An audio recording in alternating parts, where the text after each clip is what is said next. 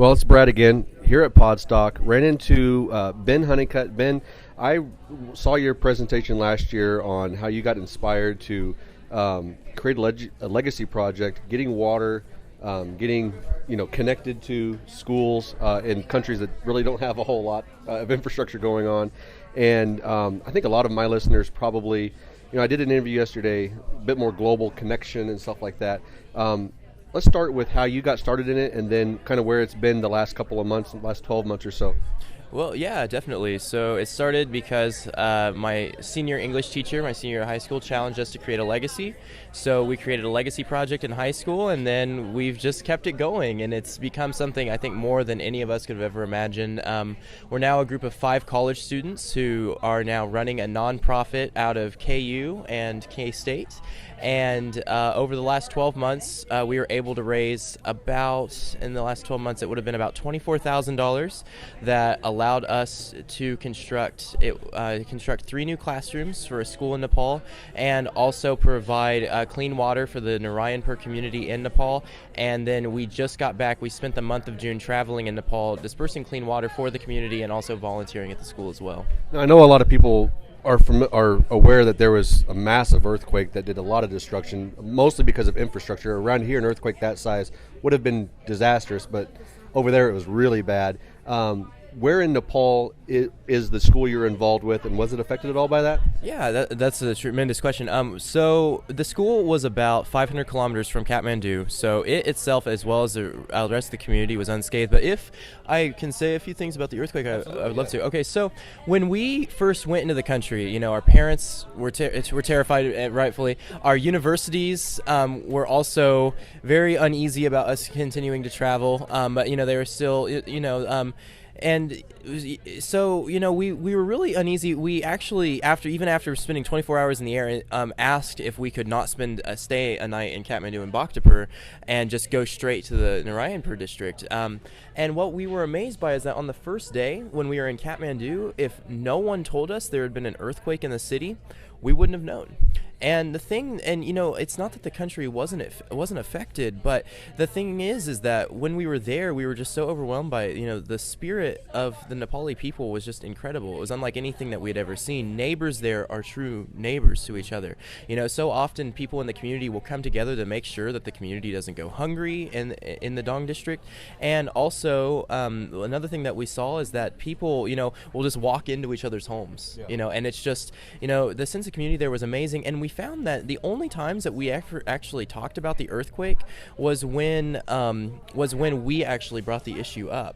And so the thing, though, that we did see was that the country is very disappointed in how the world's media has portrayed Nepal, because something that we see on the 24-hour news cycles now is that Nepal has been it's been portrayed as this place of national suffering, universal suffering and disparity and poverty and pain. And the thing that was amazing to us was that we were there for an entire month, and it was just completely a 180 from the picture that had been painted from the world's media. So, and the thing that hurt the most, though, was that Nepal relies on tourism. It's a huge section of its economy. Yeah. And the problem, how the world media has portrayed Nepal, their tourism industry has just been devastated. We went to one of their national parks that a friend went to last year, and last year the national park was packed. It was tons of people were in the national park. It was Chitwan National Park, and when we were there, we were the only group that was staying in our hotel. Oh, wow. And so they're having people who rely on this as they rely on this for their source of income, to feed their families. They rely on the tourism industry, and the tourism industry itself has been devastated. People have been laid off because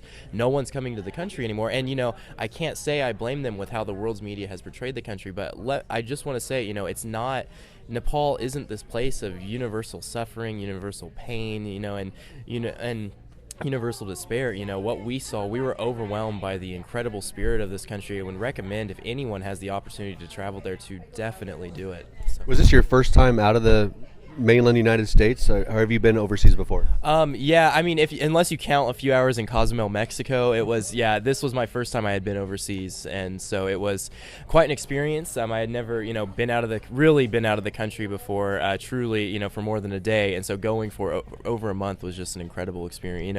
Really, a life-changing sort of offered life-changing perspective. Now you've worked with this school though for a number of years before you traveled. How did getting to know them over Skype and stuff like that, how do you think that prepared you for being on the ground versus maybe just through letters or through a third party? I mean, because you've kind of had a small window into the world through Skype and through your relationship. Did that help prepare you for your travel? Or? Yeah, definitely. I mean, there are some things you can't, you don't expect that, that Skype, no form of communication is going to replace face-to-face interaction. But what I would say is that what Skype definitely prepared us for was that it allowed us to see, to speak, to hear, to see the facial expressions, it allowed us, I guess, an introduction into the culture that I'm not sure if we would have had if we had just stuck with, letters, or if we just stuck with texting or Facebook communication, being able, we had seen, we had human interactions with these people, with Govinda, with the people of the Trika school. And I think that helped because, at first, there weren't any awkward introductions. It wasn't, we weren't kind of waiting around a week just getting to know people, and there wasn't, we basically after day one, we felt like we were home. They had opened up their homes for us, and we felt, we felt welcomed. And really, what it allowed us to do was, we had so many conversations over Skype where we had heard bits and pieces of stories that we had just wanted to expand upon, but over Skype, connection, and their power outages are 12 hours a day, so we never really had the opportunity to sit down. And what Skype gave us was it allowed us to get our foot in the door and allow us to basically to, I guess, write an outline for the stories and for the interview that we truly wanted to have with Govinda. And so when we finally got there, we basically sat down with him for an entire day and took basically our dream interview about his life story and found out, what a revolutionary that Govinda truly is, and also his wife Sudha. That's really cool. If people want to, well, first of all, before I get to that question, are the two universities, KU, K-State, are they involved in this, or is this just where you guys are going to school? And if they are involved, what sort of help are they doing? Well, okay, so before KU and K-State, I would say both have provided, it's not like officially like, KU sponsored or K-State sponsored, but they have phenomenal resources at the university level that they've provided to us. One thing that KU provided to us before the earthquake happened is that they allowed us, we were able to be a student-initiated travel abroad program. So they were able to provide us with insurance, with travel insurance, which was major, which this travel insurance, like if someone broke a leg, we're 500 kilometers from Kathmandu, and even longer from New Delhi. If we had broken a leg, or if anything like that had happened, it would have been disastrous. But they gave us travel insurance where for $30 they would have sent a helicopter out, for free, and so giving us these resources were incredible. But after the earthquake, obviously, the CDC put Nepal at a level 3 travel warning, and every major American university traveled their plans for the summer in Nepal.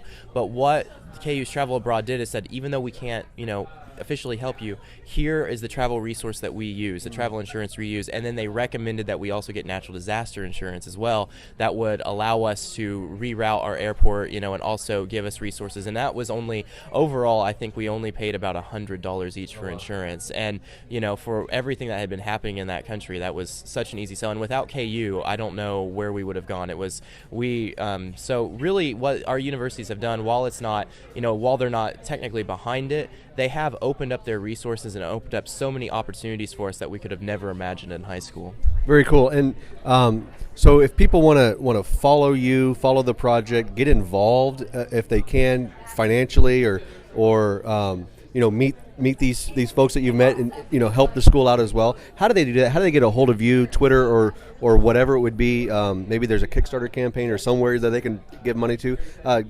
Give us some of that detail, and I'll try to post it on the blog as well. All right, sounds great. Well, so openworldcause.com is where basically if anyone wants to go through our history, we're about to remake our website, but there's still, if everyone wants to go kind of through where we started and what our history is. Also, there's a donate page on there as well. Facebook.com/openworldcause would also be where a lot of our central updates or daily updates happen. Our Twitter account is @openworldcause. And so those would be, I guess, the places I would recommend. In terms of donating, we have a donate page. In 2 weeks, we will be giving a provisional status, a provisional 501c3 status, and then our application is currently being processed by the federal government. So we're sort of waiting for the approval on that. That's a long process. Yeah, it's 4 to 6 months. We're hoping maybe we'll get lucky. It'll be a little quicker, but we are provisional right now. So once we're approved, everything that had been donated to us while we're under provisional status will still be considered tax deductible. But what I would say is that it's so easy to make a change. When we were over there, we were able to get a breakdown of what the real numbers were to make a difference. It costs 25 cents a day to feed a child over at the school for their school lunch. It costs $5 a month to send a child to school, and it only costs $33 to provide a water filter that could provide clean water for the families over there. So just a little makes such an incredible difference over in Nepal. And we're also now connected to a school, the HIP Academy over in Kenya, that's run by Livingstone Kigode, and we're also getting connected with schools in Cambodia and Myanmar. So we're really ecstatic, to kind of continue our mission elsewhere, and we would love to basically get as many people involved as we can and challenge others too to kind of create legacies of their own. So I think that's great, and maybe you can be an inspiration to another high school teacher who's like, let's have a project that goes beyond just my classroom and beyond this grade. So I appreciate your time today, Ben. Thanks for visiting with me. I tweeted you out today on a Follow Friday, so maybe some people will follow you there, and enjoy the rest of Podstock. All right, thank you so much. Yeah, thank you.